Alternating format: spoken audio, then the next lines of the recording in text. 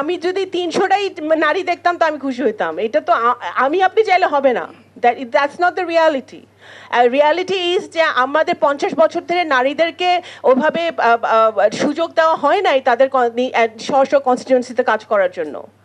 হ্যাঁ, আপনি আমি আরেকটা কথা বলি, আমরা অনেক হিপোক্রেসির পরিচয় দিই যখন আমরা আমাদের সমাজটাই একটা হিপোক্রেসির পরিচয় দিই যখন আমরা নারীদের ক্ষমতায়নের কথা বলি।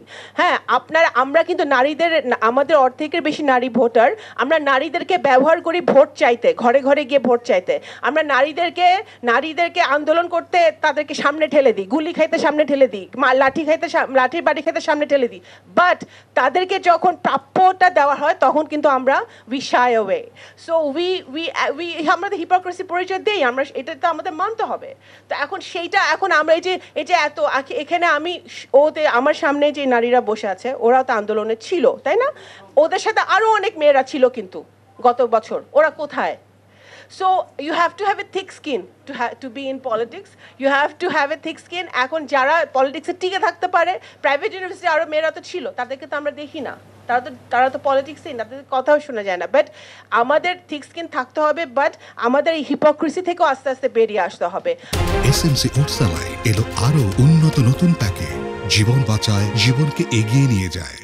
আমি আমার জায়গা থেকে আমার দলকে পুশ করছি এবং পুশ করতে থাকবো, এবং আমার মতো আরো অনেক নারী কর্মীরা আছে যারা পুশ করছে। শুধু তদবির করে নারীরা রিজার্ভ সিটে আসতে পারবে না। They have to be qualified to be in that reserve seat, and তাদের স্পেসিফিক জব থাকতে হবে, সেইটা পলিটিক্যাল পার্টিগুলো এনশিওর করতে হবে।